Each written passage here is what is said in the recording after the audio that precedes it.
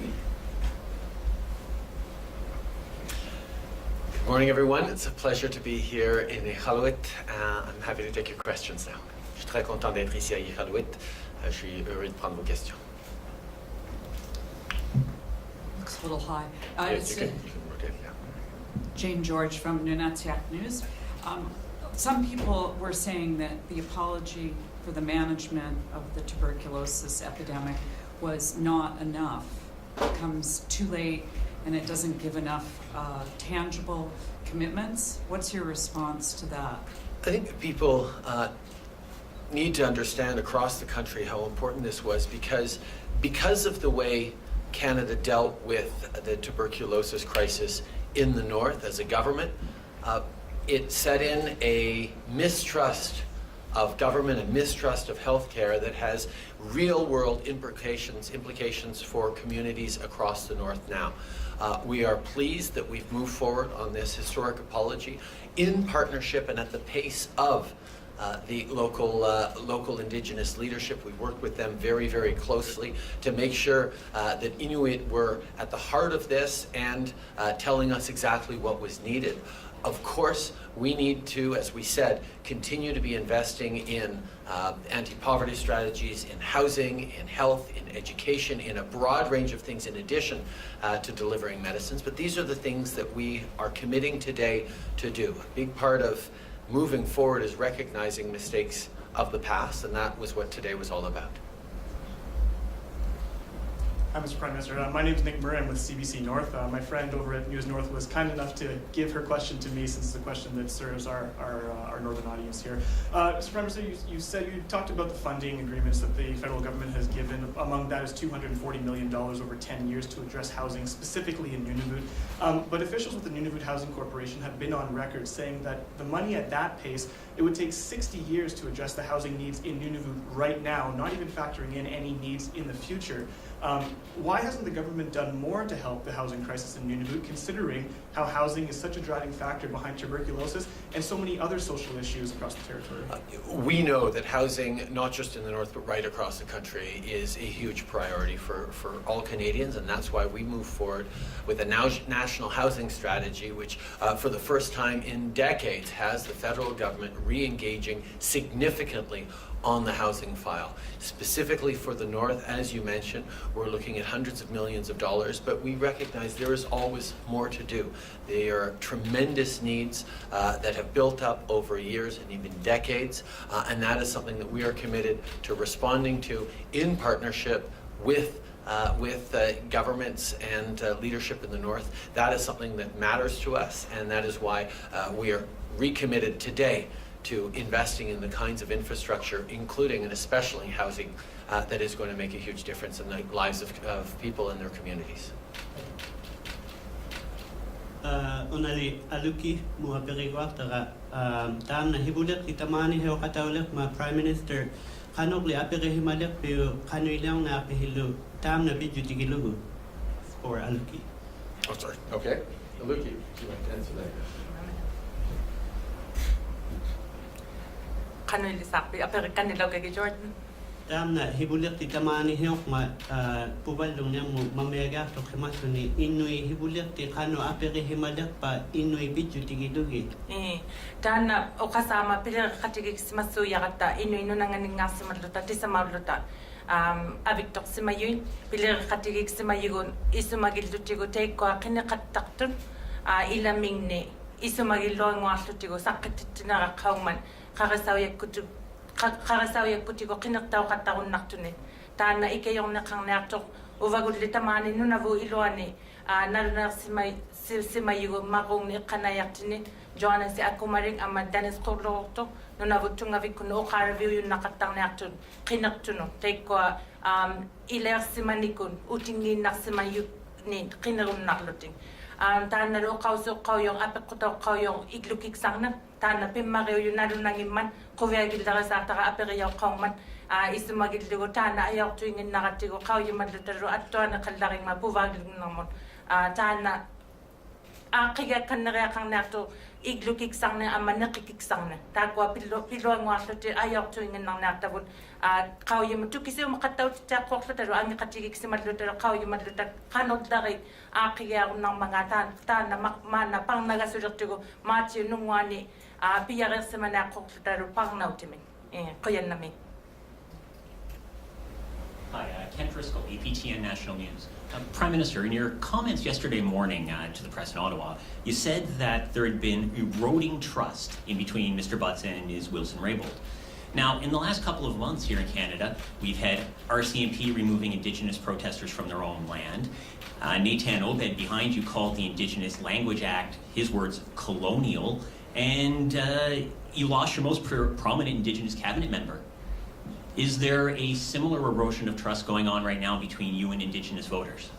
I am incredibly pleased to be here today to be part of a moment in which we are recognizing and turning the page on a terrible colonial part of Canada's past. How the government treated Inuit around the tuberculosis epidemic was part and symptomatic and emblematic of the colonial mindset and the broken relationship between Canada and Indigenous peoples right across this country. That is why over the past 3 years as a government we have stepped forward significantly and meaningfully in partnership with Indigenous peoples across this country to address many of the outstanding issues, from boil water advisories to opening new schools, to investing in healthcare and health centers, to moving forward, as you mentioned, on historic Indigenous language protection legislation that empowers Indigenous peoples to protect and shape the future of their languages, and move forward on historic recognition that the child and family services systems across this country take far too many Indigenous children out from their families, out from their communities, out from their culture and their identities. These are things that we have moved forward on significantly and tangibly in addressing. We recognize, of course, that there is always much more to do. What took generations and even centuries to break as a relationship will take more than just a few years to fix. But we know that we have set real foundations of trust, of partnership, of cooperation as we move forward with Indigenous peoples on a true path of reconciliation that is important not just to this government, not just to Indigenous peoples, but to all Canadians, including non-Indigenous Canadians. Hi, Sarah Frizzell from CBC North. We're hearing from Dene, who received much the similar treatment for tuberculosis. They're wondering why they were not included in today's apology, along with other Indigenous groups from Manitoba who say that they were experimented on during tuberculosis treatment. I am very pleased to be here today with Inuit community, with Inuit leaders, to talk about what happened in this situation. What happened here in the north was very traumatic to generations of people around, to families, to communities, and today we are here to address that. I very much look forward to sitting down with leadership and community members from Indigenous communities across this country to talk about issues that they have and their priorities for moving forward in the spirit of reconciliation. Today was a big step on reconciliation for the Inuit in terms of the Crown Inuit relationship. But as I've said many times, there are many more things to do in many different parts of the country, and I look forward to moving forward in partnership and respect. Marc Legault, Radio-Canada. Monsieur Trudeau, d'abord, quel est votre souhait à vous? Êtes-vous toujours en faveur d'une entente de réparation pour SNC-Lavalin, comme vous le souhaitiez l'automne dernier? Une réponse dans les deux langues serait appréciée. Merci.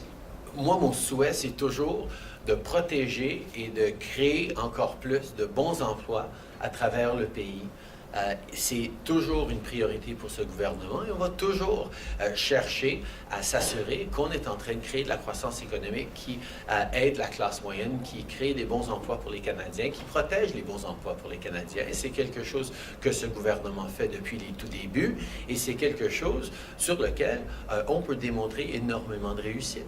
On a créé presque 900 000 bons emplois au Canada depuis 3 ans et demi. On a le plus bas taux de chômage depuis 40 ans et on va continuer de travailler fort pour s'assurer qu'on a des bons emplois à travers le pays, qu'on les protège, qu'on en crée. Par rapport à Lavalin, de façon, je dis depuis le tout début, cet enjeu est une décision pour le procureur général à prendre une décision. As I understand that one of the fundamental responsibilities of the Canadian government, particularly of this government, is to create and protect good jobs right across the country. And that's exactly what we've always done.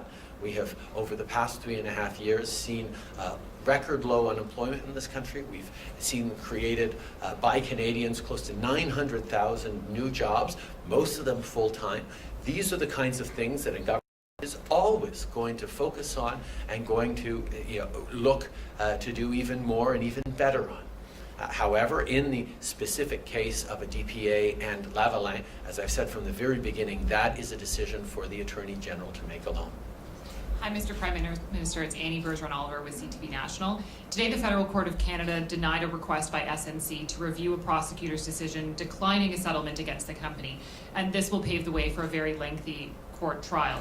What do you think of this decision? Will you ask Mr. Lametti to review it in any way, and do you still think that a DPA is perhaps the way that you should be going to help out the company? As I've said from the very beginning, our government will always look to try and protect jobs, to create good jobs, to create a growing economy that works for the middle class. But in the specific question of a DPA, that is the Attorney General's decision to make. That is what I have been consistent on for many months, and the Attorney General will make that decision. Okay. Nous savons qu'en tant que gouvernement, nous allons toujours défendre les bons emplois. Nous allons toujours chercher à promouvoir plus de bons emplois à travers le pays. Mais par rapport à la décision sur une entente de rémédiation, ça c'est une décision qui devra être prise et qui doit être prise par le procureur général, pas le Premier ministre. Prime Minister Mike Iqaluit from Global National. Yesterday in your press conference, you admitted there was an erosion of confidence between your office and Jody Wilson-Raybould. So I wanted to ask you, why aren't you apologizing to her for that? I think in any situation, we always need to look back and look at what we can learn, and certainly how that erosion of trust happened between the Attorney General and my Principal Secretary in my office. Without me being fully aware of it, is certainly something that I regret and will endeavor to improve on in the future. I think we always need to learn from challenging situations, and that's why I've committed to bring in folks to help advise my office on procedures around judicial affairs, but also more generally in regards to how we relate to cabinet, how we work together as a caucus, how my office functions. I think that's something that Canadians expect. But as I've said from the very beginning, we had conversations about a difficult situation in a way that Canadians would expect us to. When we're looking at potential job losses right across the country, from Corner Brook to Port Elgin, Ontario, to Saskatoon and Regina, to Calgary, Edmonton, and Grand Prairie, Alberta, and Fort McMurray, we are seeing good jobs right across the country that could be at risk and is incumbent upon any government to take very seriously as an issue, which is something that we absolutely did. Nous savons qu'il y a toujours des réflexions à avoir après une situation qu'on trouve difficile comme celle-ci, et sur ce désaccord interne qu'on a vécu. Je regrette que ça s'est passé, évidemment, et je me suis engagé à apprendre et à demander de l'avis, oui, sur le contexte judiciaire, mais aussi sur comment mon bureau s'assure qu'on est en train de bien fonctionner avec les membres du caucus, avec le Conseil des ministres. Il y a toujours des choses à apprendre. Mais en même temps, je vais rappeler aux gens que nous allions toujours défendre des bons emplois. Et c'est pas juste des bons emplois dans une région. On parle de Corner Brook, Newfoundland, à Port Elgin, en Ontario, de Saskatoon, de Regina, de Calgary, d'Edmonton, de Fort McMurray, de Grand Prairie, Alberta. Il y a des gens à travers le pays qui pourraient être touchés par cet enjeu. Et nous allons toujours considérer le bien des travailleurs canadiens et les bons emplois qui y sont associés. Prime Minister Terry Penwell, Canadian Press. I'm just wondering, have you reached out personally to and spoken directly with Jody Wilson-Raybould and or Jane Philpott since they left cabinet? And if not, why not? And also, given everything that's gone on, do you think it's appropriate that they run under the Liberal banner in the next federal election? I think, quite frankly, that's a question for them. They have, both Ms. Wilson-Raybould and Dr. Philpott have indicated that they intend to continue to remain members of the Liberal Party, and certainly they have indicated that they still share the values and objectives of this government when it comes to economic growth, when it comes to reconciliation, when it comes to environment, and a broad range of things. But obviously, there are going to be reflections and discussions, but I will remind people that we are a party that values diversity of opinions and perspectives. We recognize that Canadians hold a wide range of perspectives and beliefs right across the country, and priorities and issues and desire for solutions, and a government and a party that reflects a broad range of perspectives is better able to serve as a strong team Canadians who have questions and interest in how we're building a better future. As for direct conversations, I haven't spoken with either of them in a while, but I look forward to in the future. Why not? Merci beaucoup tout le monde. Thank you. Je vais certainement dire que c'est une... nous avons une équipe qui reflète bien des différentes perspectives, et c'est une des forces du Parti libéral. Mais je sais que n'importe qui continue d'être membre du Parti libéral du Canada, comme l'ont indiqué la Dr Philpott et Mme Wilson-Raybould, partagent nos priorités par rapport à la croissance économique, par rapport à la réconciliation, par rapport à l'environnement, et partagent énormément les valeurs que nous avons en tant que parti. Évidemment, il y a des conversations et des réflexions à avoir avec eux, mais c'est quelque chose que nous allons continuer d'avoir. Nathan?